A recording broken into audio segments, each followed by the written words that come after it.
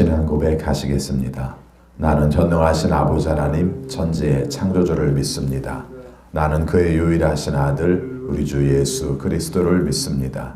그는 성령으로 잉태되어 동정녀 마리아에게서 나시고 본디오 빌라도에게 고난을 받아 십자가에 못 박혀 죽으시고 장사된 지 사흘 만에 죽은 자 가운데에서 다시 살아나셨으며 하늘에 오르시어 전능하신 아버지 하나님 우편에 앉아 계시다가 거기로부터 살아있는 자와 죽은 자를 심판하러 오십니다.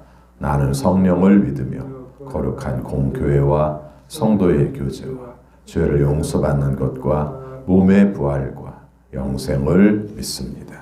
아멘. 찬송가 321장 부르시겠습니다. 321장입니다.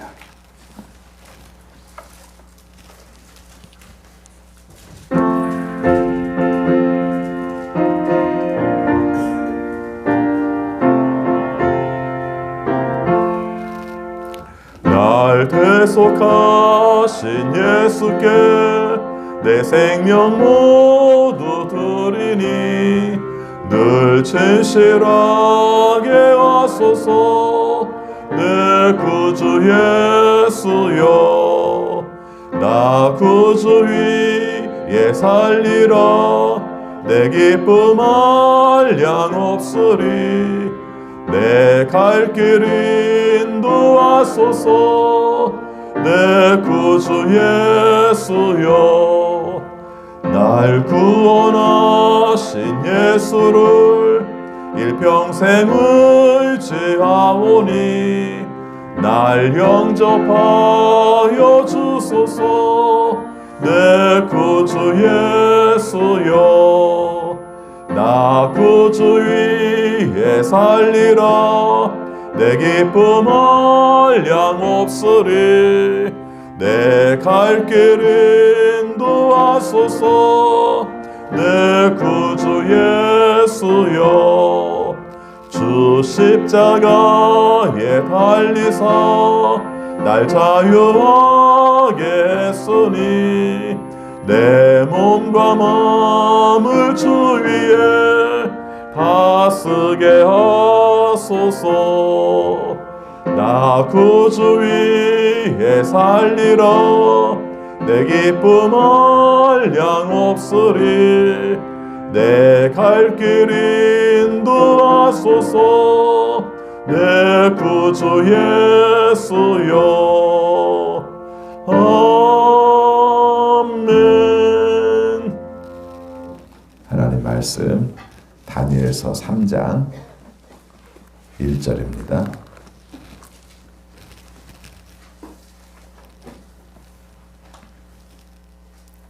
다니엘서 3장 1절 또 12절까지 교독하겠습니다. 느부갓네살 왕이 금으로 신상을 만들어서 바빌론 지방의 두라 평지에 세웠는데 그 신상은 높이가 60자, 너비가 6자였다.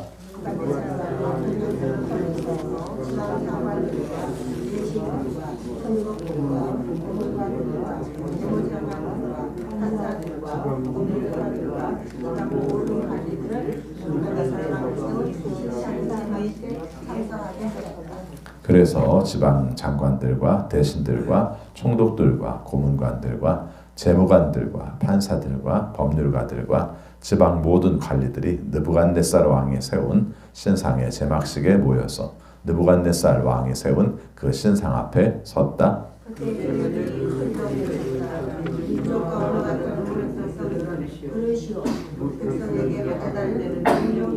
나팔과 피리와 검은고와 사연금과 칠연금과 풍수 등 갖가지 악기 소리가 나면 느부갓네살 왕이 세운 금 신상 앞에 엎드려서 절을 하시오.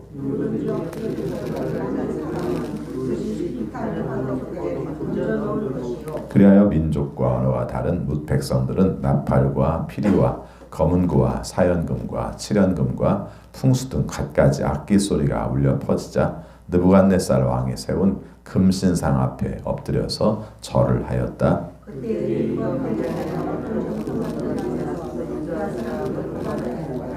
그들이 느부갓네살 왕에게 일러 바쳤다. 임금님 만수무강하시기를 바랍니다. 임금님이 명령을 내리시기를 나팔과 피리와 금고와 사형과 실형과 또 각각의 아기소리라는 누구나 신상한테 엎드려서 절을 하라고 하셨고 엎드려서 절을 하지 않는 사람은 누구나 불타는 화덕 속에 던져 넣을 것이라고 하셨습니다. 임금님께서 우리가 사람을 선택하라고 하셨으나 아벨의 분명하여 아벨의 지방의 행정을 하게 하셨습니다. 임금님이 그런데 그들을 임금님께 그들을 싸지 않으며 임금님의 신으로 섬기지도 않고 임금님이 세우신 그 신상에게 절을 하지도 않습니다. 아멘. 오늘도 주님의 말씀에 순종하심으로 형통하는 우리 모두가 되시기를 축원합니다. 오늘 함께 읽은 말씀을 읽으면서 먼저 그런 생각을 합니다. 사람이 권력을 가지면 그 다음에는 자기를 우상화하려고 하는구나 하는 것을 경험하게 하죠. 느부갓네살 왕이 우리가 다니엘서 2장에서 하나님을 알았어요. 그렇죠. 하나님을 알았습니다. 꿈을 꾸지 못하고 애쓰고 있을 때 다니엘을 통해서 꿈꿈이 무엇인지 또 꿈의 해몽이 무엇인지를 알게 된 다음에 하나님을 찬양했어요. 그래서 모든 비밀을 드러내시는 하나님이다. 모든 신 가운데서 으뜸가는 신이다. 이렇게 표현을 했었는데 오늘 말씀에 보니까 신상을 만들어요. 물론 이 신상 자체가 자기 자신이라고는 상상할 수는 없습니다. 그럴 수도 있고 아닐 수도 있어요. 그러나 이 신상의 만들므로 말미암아 자기의 권력을 표현하는 그런 역할들을 하게 되죠. 자, 그분도 있습니다. 또 한 가지는 우리의 삶은 매번마다 결단한 일이 와요. 우리는 늘 생각하기를 복잡한 일이 안 왔으면 좋겠다. 정말 우리가 막 생사를 가르는 그런 결단을 할 일이 안 왔으면 좋겠다. 이렇게 생각하는데 우리가 다 아는 겁니다만은 결단을 할 순간은 상황들은 내 뜻대로 되는 건 아니라는 겁니다. 그렇죠? 코로나를 안 받았으면 좋겠다 한다고 안 받는 게 아닌 것처럼 그렇죠? 내 삶 가운데에서 내가 생각지 않았던 문제들은 나에게 끊임없이 다가오는데 중요한 건 뭐예요? 내가 결단을 하는 겁니다. 우리의 신앙은 그런 요소를 가지고 있는 것이죠. 왜 이렇게 복잡해 상황이? 이런 일들이 없으면 좋겠어. 하나님 나를 왜 이렇게 어렵게 하세요? 그렇게 말하지 마세요. 어느 시대든지 간에 우리의 삶 가운데에서 어려운 상황들은 늘 있었어요. 우리 인생도 마찬가지 아니에요. 이렇게 쭉 살아오는 과정 속에서 와 정말 순탄하다. 난 평생 동안 어려운 일 하나도 없었어. 나는 너무너무 좋아. 이런 사람이 없습니다. 그냥 없어요. 그렇죠? 없습니다. 늘 끊임없이.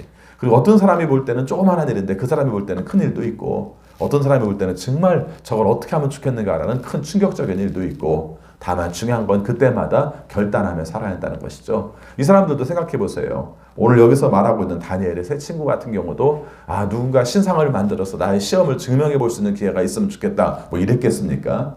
그렇지 않아요. 자기는 자기 방식대로 살고 싶어요. 하나님을 섬기면서 우상에게 절 안 하고 그냥 살고 싶어요. 근데 상황은 어떻습니까? 신상에게 절 안 하면 뭐 이렇게 이제 오늘 나온 내용이 등장을 하는 거죠. 왜 이 부분을 먼저 말씀드리냐면요. 오늘 우리의 삶 가운데서 그 상황과 배경을 통해서 주시는 은혜들이 있어요. 그래서 느부갓네살 왕을 보면서는 권력을 가지면 우상화하려고 하는 경향이 있다. 누군가 나를 알아주지 않고 나를 다른 사람들이 높이 세워주지 않으면 못 견디는 마음이 있다. 이 마음들을 우리가 생각하면서 우리 자신을 좀 가다듬을 필요가 있고요. 또 한 가지는 어떤 어려운 일을 만나게 됐을 때 사도 바울식으로 말하면 무슨 큰일이나 만난 것처럼 그러지 말고 우리의 삶 가운데 고난은 마땅한 일이다. 경건하게 살려고 하면은 고난은 있다. 하나님이 원하시는 뜻 가운데 우리는 결단할 뿐이다. 이렇게 아예 각오를 하고 사시기 바랍니다. 아셨죠? 예, 그래서 오늘 우리의 삶 가운데서도 마땅한 일이다. 우리가 다만 각오할 일이고 하나님 앞에서 우리가 온전한 모습으로 나갈 뿐이다. 그리고 한 가지는 분명한 건 하나님 우리를 내팽개친 게 아니란 말이죠. 그렇죠? 우리 어려운 상황에 있어도 여전히 하나님은 계신 거예요. 그래서 그 어려운 상황에서 우리는 하나님을 의지하고 살 뿐이다. 이 내용을 먼저 이해하시면 좋을 것 같습니다. 자, 그 말씀에 의해서 3장 1절부터 쭉 내용을 보면은 이제 그런 내용입니다. 느부갓네살 왕이 두라 평지라는 곳에 신상을 세웠어요. 여기 보니까 높이가 60자, 너비가 6자 해서 아마 거대한 신상을 세운 것 같습니다. 근데 마치 이 말씀을 읽으면서 느껴지는 것 중에 하나가 느부갓네살 왕이 꾼 꿈처럼 자꾸 이렇게 느껴진단 말이죠. 직접 연결을 시키고 있지는 않아요. 결국은 없어지고 무너질 것들에 대한 하나의 이미지 이런 게 세워지는 것이죠. 그래서 이제 그런 걸 세웠어요. 세우고 나서 그런 다음에 이제 그 당시에 원래 공식적인 아마 내용이었던 것 같은데 아마 이런 소리를 외치는 겁니다. 그래서 이제 옛날에 우리나라도 사극을 보면은 물러가라 임금님이 행차하신다 뭐 이렇게 말했던 것처럼 여기서 이제 그런 식으로 이제 명령을 내리는데 그 다음 내용들이 4절부터 나옵니다. 모든 사람들은 들으시오. 언어가 같든지 다르든지 모든 사람은 들으시오. 이러이러한 악기 소리가 나면 그때 느부갓네살의 왕이 세운 금신상 앞에 엎드려 절을 하시오. 이렇게 이제 하는 겁니다. 크게 외치는 거예요. 그렇게 외치면은 그때 모든 사람들이 다 엎드려서 절을 하는 내용이죠. 자, 6절 말씀 같이 읽겠습니다. 누구든지 엎드려서 절을 하지 않는 사람은 그 즉시 불타는 화덕 속에 던져 넣을 것이요. 아마 4절부터 6절까지가 공식 멘트였던 것 같아요. 그래서 느부갓네살 왕이 세운 신상에 절하는 것 자체가 느부갓네살 왕에게 존경의 표시를 하는 것이고 마땅한 국민으로서는 해야 될 의무다. 참 이럴 때 어렵죠. 그렇죠. 국민으로서 마땅히 해야 될 의무다라는 말에 하나님과 관계 속에서 충돌되는 부분이 어렵죠. 예, 우리나라는 일제 강점기 역사 속에서 어려웠던 문제가 그냥 우리가 그들에게 지배당해서만 사는 게 아니라 신앙적인 요소가 있어서 어려웠어요. 그렇죠? 예, 그 당시도 이 문제였죠. 언제나 하는 말은 뭡니까? 우리가 하나님 앞에 우리는 국민에 대한 의무다. 국민의 의례로서 한다. 국민 의례라는 말에 대해서도 조금 부정적으로 생각하는 사람들이 있어요. 그 내용들 때문에. 그래서 여러분들 재밌는 내용들은 해방 후에 국기에 대한 경례의 문제로 말미암아 학교 학생이 이렇게 잡혀가고 한 일들이 있었습니다. 초창기에 1948년쯤에서 경남 지방에서 그런 일이 있었는데 나는 인사할 수 없다는 거예요. 절할 수 없다는 거예요. 그럼 우리는 그러잖아요. 국민 의례 아니냐, 국민으로서 마땅한 도리가 아니냐 이렇게 말할지 모르는데 여러분들이 혹시 기억하시는지 모르겠습니다만은 사실은 이게 나중에 나온 거 아시죠? 기억하세요? 절했던 거 아세요? 처음에 그랬다는 겁니다. 그러니까 생각해보면 그게 일제의 잔재 속에 그것도 또 온 거예요. 국기에 대해서 우리나라의 애국심에 대한 생각을 갖는 건 좋은데 생각해보면 국기에 대해서 절을 할 필요가 없잖아요. 근데 사실은 일제시대 때 있었던 문제가 그대로 온 거죠. 근데 그걸 거절한 거예요. 나는 그거 할 수 없다. 하나님을 믿는 사람으로서 어떻게 절을 하냐. 그건 말이 안 된다. 이래가지고 이제 문제가 생긴 것이죠. 논쟁이 생기다가 그나마 다행인 게 이승만 대통령이 기독교인이었잖아요. 그 생각을 별로 하지 않은 겁니다. 우상숭배를 하게 하려는 목적도 없었고 당연히 경례는 그렇게 하는 거라고 생각을 했던 것이고 이것이 이제 나중에 바뀌어가는 과정 속에서 그런 내용이 나와요. 제가 왜 이런 말씀을 드리냐면은 우리는 국가라는 말에 대해서 굉장히 중요하게 생각을 하잖아요. 또 우리에게 해주는 역할도 많고 또 감당할 부분들도 많아요. 근데 언제 어떤 순간에는 어떻게 바뀔지 모른다는 거죠. 왜냐하면 거기도 권력이 개입될 수 있는 것이고 그런 문제가 생겼을 때 바로 이런 문제가 나오는 거예요. 그렇죠? 여러분 이게 무슨 일이 중요한 겁니까? 그 사람들이 생각할 때는 그냥 국민에 대한 의무야, 의례야. 신상에게 절한다고 해서 뭐 하는 것도 아니고 느부갓네살을 존경하는 마음으로 하는 거야. 이렇게 된 거예요. 국민이라면 마땅히 납작에 엎드려야 된다. 내가 싫어요. 내가 좋아요. 이런 선택의 여지가 없다. 국민의 의무니까. 이런 문제가 생겼을 때 바로 이런 문제도 있다는 것이죠. 오늘 우리가 살아가는 삶 가운데서도 늘 경계하고 조심하는 부분 중에 하나가 있어요. 저 같은 경우도 어떤 국가가 어떤 일들을 해나갈 때 그것이 한 나라를 이끌어가는 것이기 때문에 굉장히 존중하고 거기에 따라야 한다고 생각을 합니다. 그러면서도 이렇게 한 번씩 이렇게 봐야 되는 지점 중에 하나가 이게 과연 하나님과의 관계 속에서 맞는 것인가 안 맞는 것인가는 보게 돼요. 예, 보게 되고 아닐 때는 아닌 것에 대해서도 우리가 분명히 의견을 낼 줄 알아야 되죠. 다행히 옛날보다 우리가 시대가 좋은 건 의견을 낼 수가 있잖아요. 그렇죠? 국민에 대한 의무를 이런 식으로 할 필요가 있겠느냐. 이건 아닌 것 같다. 이 문제들을 바꿔나갈 필요가 있다 하는 거죠. 우리나라 좋은 나라예요. 어느 정도까지 바뀌었냐면은 군대를 내가 총을 들 수 없어서 군대를 안 가겠다 하던 사람들을 감옥에 보내던 것을 이제 대체 복무를 시킨 나라예요. 그 대단한 겁니다. 우리는 그놈들 마땅히 못 됐으니까 그냥 감옥에다 쳐넣어가지고 고생을 시켜야 돼. 이런 식으로 살아왔는데 이제는 그렇게 하지 않고 그 양심의 자유를 존중을 해야 된다. 이게 다 여러분이 아시는 것처럼 여호와 증인이거든요. 거의 대부분 여호와 증인이에요. 근데 그 사람들에 대해서 나라가 존중하기로 결정을 한 거예요. 그래서 저는 좋은 나라라고 생각합니다. 군대를 안 보내서 좋은 나라가 아니라 양심의 자유에 어긋나는 사람들을 일부러 감옥에 안 넣는 나라는 좋은 나라라고 생각을 하는 거죠. 근데 왜 제가 이 말씀을 드리냐면은 이게 우리의 삶 가운데는 끊임없이 벌어질 수가 있고 어느 시기에 이런 문제가 벌어질 수 있을 때 이건 큰 갈등의 문제도 될 수 있다. 그때 우리가 신앙 속에서 한번 살펴보자는 것이죠. 제가 자주 얘기합니다만은 장례식장 가면은 장례에 이제 운구를 해서 이제 장의차에다 싣고 장례 지도사가 하는 말이 우리 마지막 가신 분에게 존경의 표시로 인사합시다 하면 또 우리 크리스찬들도 다 같이 인사를 합니다. 분명히 우상에게 절하지 말아야 한다고 막 제사도 안 드리는 사람들이 그렇죠. 예, 제사상에서 제사 안 드리잖아요. 절 안 하잖아요. 그렇죠? 절 안 하잖아요. 근데 그 시간엔 또 같이 절하고 있다는 거죠. 나도 모르게 어떤 것이 하나의 습관처럼 돼버리면 나도 모르게 그렇게 하는 경우들이 있을 수 있다는 것이죠. 뜻을 정한다는 얘기를 하고 싶어요. 뜻을 정한다. 어떤 경우든지 쉬운 경우에만 뜻을 정하지 말고 어려운 경우에도 뜻을 정한다. 이것이 오늘 말씀 속에서 주는 내용입니다. 나중에 보니까 이게 문제가 되잖아요. 여기 보니까 유다 사람들이 유독 절을 안 하는 겁니다. 그 내용이 나와요. 유다 사람들이 절을 안 해요. 그러니까 유다 사람들에 대해서 우리가 이렇게 해야 된다고 말을 하는 내용이 등장을 하죠. 8절 말씀 보겠습니다. 같이 읽습니다. 그때 이 일과 관련하여 어떤 점성가들이 나서서 유다 사람들을 고발하였다. 왜 유다 사람들이 절을 안 했을까요? 이 사람들은 지금 식민지든지 아니면 포로든지 이래가지고 와 있는 사람들인데 마땅히 더 힘도 약한 사람들인데 잘못하면 그 사람들이 그 타겟 시대에서 죽을 수밖에 없는 사람들이기도 한데 왜 안 했어요? 하나님을 섬기는 문제가 느부갓네살의 명령보다도 더 크다고 생각을 했어요. 여러분 이스라엘 사람들 우리가 생각하면은 무시할 사람들이 아니에요. 하나님께 벌 받아서 잘못돼 가지고 하나님 명령 순종 안 해서 벌 받아서 지금 포로로 끌려온 사람들 같으면서도 또 그런 면에서 보면 어떻습니까? 굉장히 중요한 생각을 가지고 있는 거죠. 우리는 하나님 아닌 것에 절할 수 없다. 이렇게 말을 하죠. 외국을 여행 다니다 보면요. 우리가 고맙다고 이렇게 고개 숙여서 인사하면은 그 사람들이 좀 당황해요. 이렇게 고개 숙여서 인사하는 것에 대해서. 그러니까 왜 생각보다 그런 일들이 별로 많지 않아서 우리는 당연히 인사를 이렇게 고개 숙여서 하는 거라고 생각을 하는데 모든 나라가 다 그런 건 아니더라고요.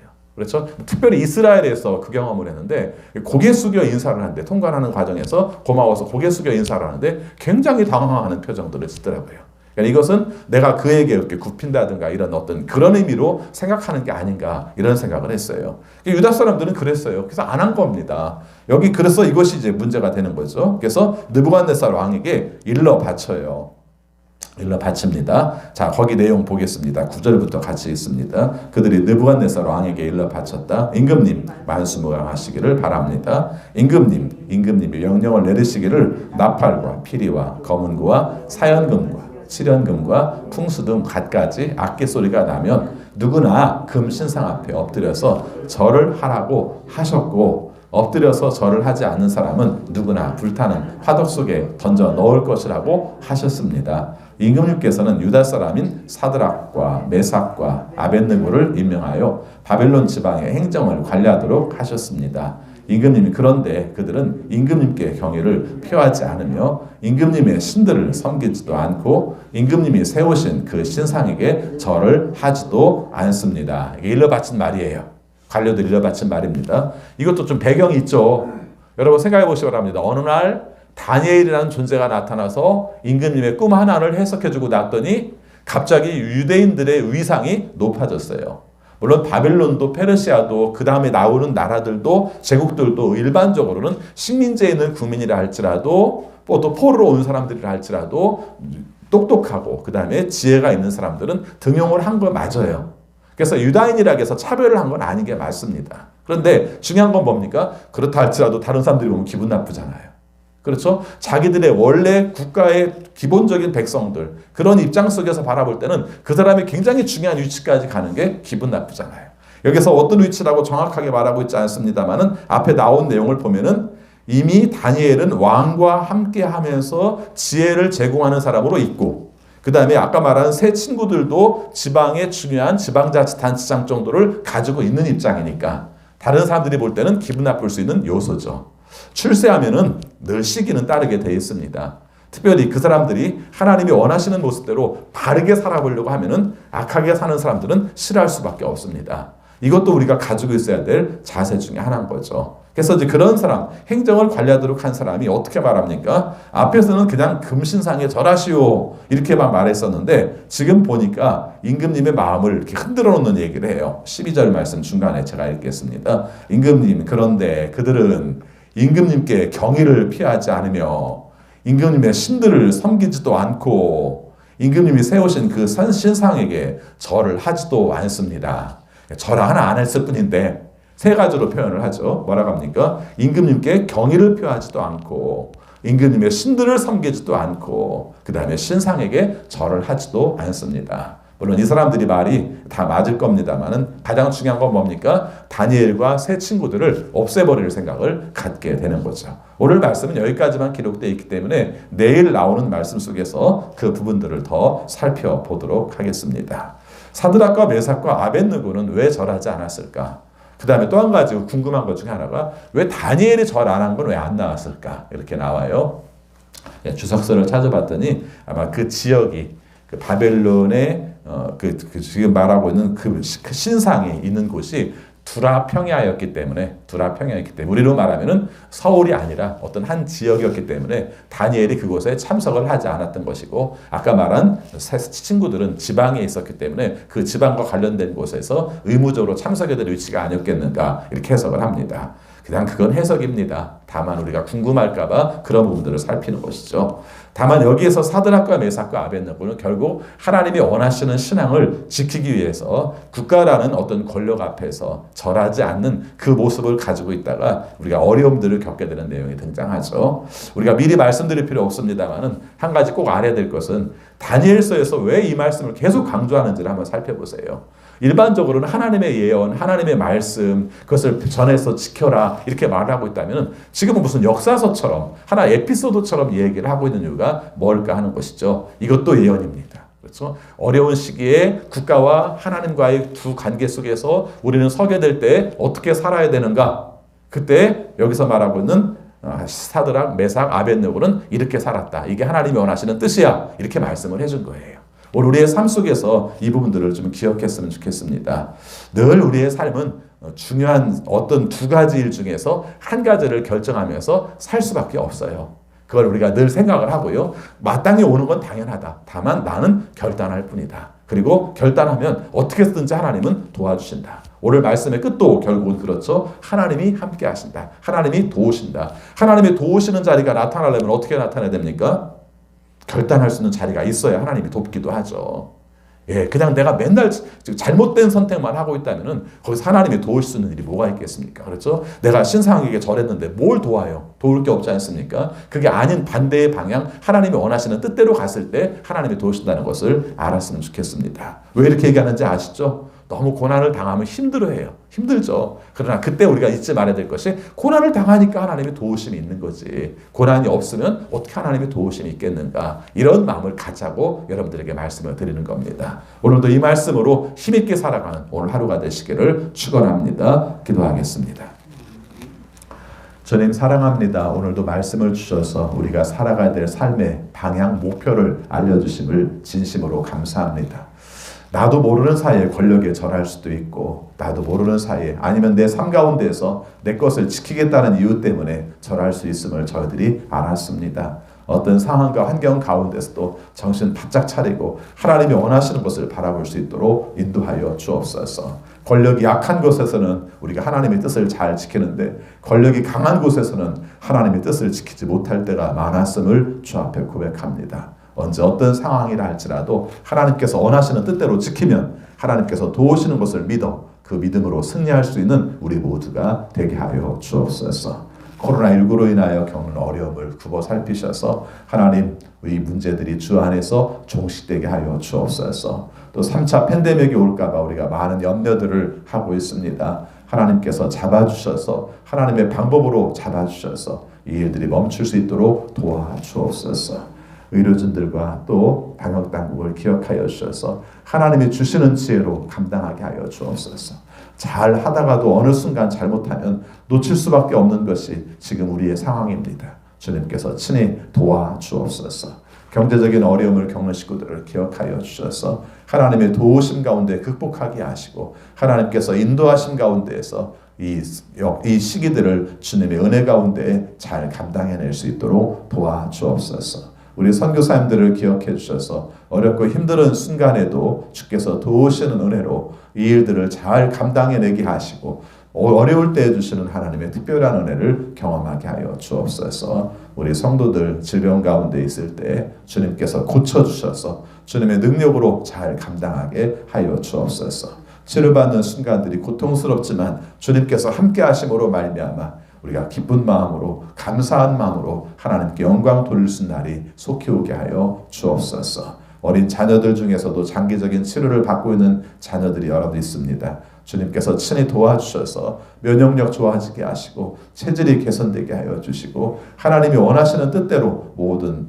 삶의 신체의 활동들이 원활하게 움직일 수 있도록 인도하여 주옵소서. 아버지 앞에 간구합니다. 어려운 시대에 살고 있는 우리 자녀들 함께하여 주셔서 지혜 주시고 분별력 주셔서 하나님께서 원하시는 길을 잘 찾아갈 수 있도록 도와주옵소서. 특별히 이제 수능이 얼마 남지 않았는데 주께서 도우셔서 잘 감당하게 하시고 좋은 결실들 맺을 수 있도록 인도하여 주옵소서. 아버지, 우리 성도들 기억하여 주셔서 어떤 상황과 환경 가운데서도 신앙 가운데서 살고 하나님이 원하시는 능력 앞에서 결단할 수 있어서 하나님께 인정받고 하나님의 은혜로 살아갈 수 있도록 도와주옵소서. 우리가 겪는 이 신앙 속에서 때로 우울하기도 하고 수많은 갈등을 겪기도 할 텐데 그때마다 주님께서 친히 함께하여 주셔서 담대하게 믿음으로 나갈 수 있는 우리 모든 성도들이 되게 하여 주옵소서. 오늘도 주 뜻대로 삽니다. 주께서 도우신 은혜로 말미암아 은혜 감당하게 하시고 하나님께 영광 돌릴 수 있는